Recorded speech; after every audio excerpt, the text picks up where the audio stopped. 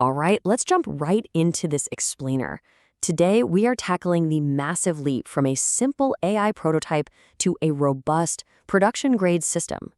If you have been working with large language models lately, you've probably built a Retrieval-Augmented Generation or RAG pipeline. It's the standard way we give an AI access to our private data. But moving that from a fun little weekend project to true enterprise scale, wow, that is a completely different beast. Here's the exact question literally every developer asks when their RAG system suddenly collapses under real-world data. It worked for 10 documents. Why did 10,000 break it? You followed the tutorial, it worked perfectly on a few PDF pages, but the second you pointed it at your company's massive knowledge base, it just fell apart. Hallucinations, wrong answers, outright failures. Does that sound familiar? So here is our agenda to diagnose this. 1. Why scaled RAG fails. 2. Fixing the chunking problem. 3. Mastering hybrid search. 4. Optimizing costs. And 5. The future, which is advanced RAG. Section 1. Why scaled RAG fails. Diagnosing the 90% failure rate. Let's just start with a really harsh reality here. An overwhelming 90% of RAG systems fail in production. That is a staggering statistic, right? But the good news is they almost all fail for the exact same core reasons. There are 5 main failure modes that act as our diagnostic roadmap. First, bad chunking, which creates fragmented context. Then, embedding mismatch, where the model just doesn't understand your specific industry jargon. Third is retrieval noise. Basically, the AI gets totally confused by too much irrelevant data. Then you have context overflow, blowing up your token limits. And finally, lack of evaluation. The system has literally no way to grade its own answers before showing them to a user. To fix these, we first have to agree on the foundation, embeddings. An embedding model is not a chat model. It takes your text and translates it into a giant list of numbers, a vector. This math is what allows the system to realize the word apple, the fruits, is mathematically far away from Apple, the tech company, just based on context. If your embeddings don't capture the complete meaning, the whole system breaks. Section 2. Fixing the chunking problem. Chunking is architecture, not preprocessing. This is absolutely crucial. It's the single biggest lever you have to control quality.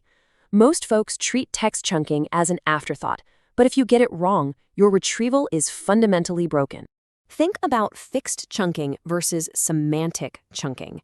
With fixed chunking, you might tell the system to just chop the document every 500 characters. What happens?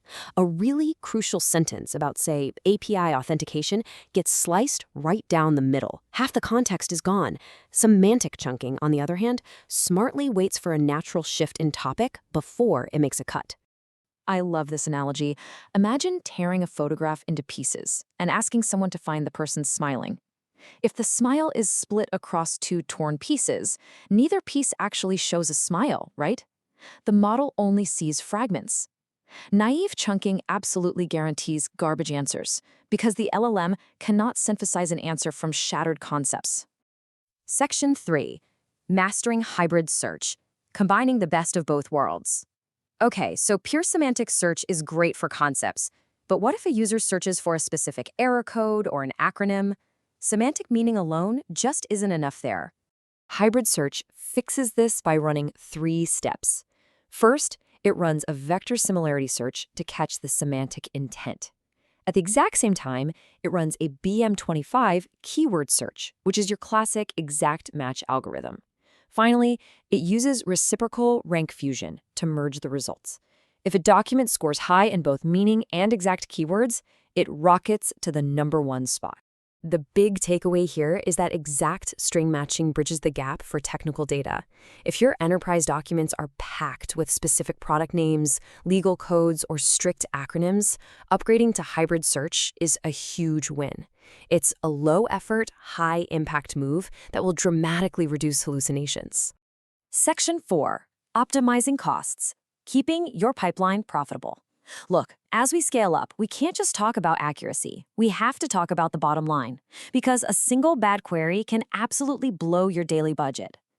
You might be wondering, with models now offering million token windows, why not just stuff the whole database into the prompt? Well, looking at the math, Basic RAG is vastly cheaper and faster than long context models. But for product engineers and data scientists looking to push efficiency even further, the new industry standard is Zero-Token Retrieval, or ZTR.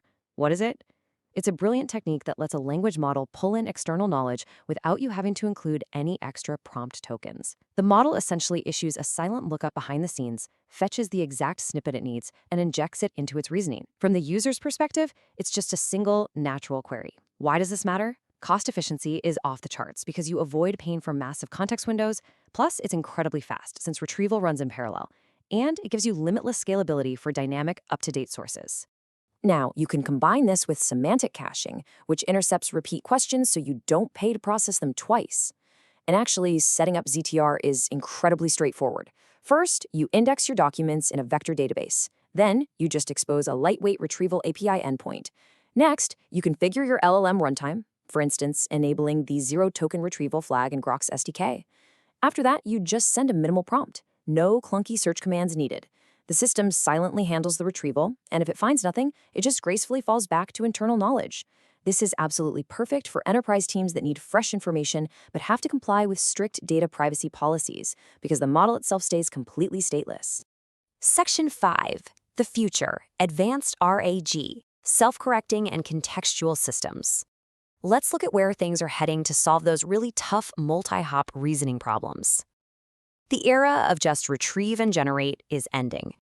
We're entering the era of agentic systems. Instead of blindly trusting what gets retrieved, an agent acts as a strict grader. Step 1, retrieve documents. Step 2, grade them for relevance. Does this actually answer the question? If no, step 3, it rewrites the query and tries again. It loops until it finds the truth, and only then does it generate the final vetted answer. It's a self-correcting loop that refuses to hallucinate. And to supercharge that, we have contextual retrieval. This is where we append overarching document context to a chunk before it ever hits the vector database. Instead of a chunk just saying revenue grew 20%, an LLM automatically prepends something like in the 2024 Q3 report for Acme Corp to the text. It completely eliminates orphaned, contextless text and reduces retrieval failures massively. Let's leave it on this thought. The naive chunk and pray strategy is officially dead. You need semantic chunking, hybrid search, brilliant cost guardrails like zero-token retrieval, and agentic grading loops. So ask yourself, is your current architecture ready to build systems that actually think? Or are you destined to be part of that 90% failure rate? Thanks so much for joining me on this explainer, and I'll catch you in the next one.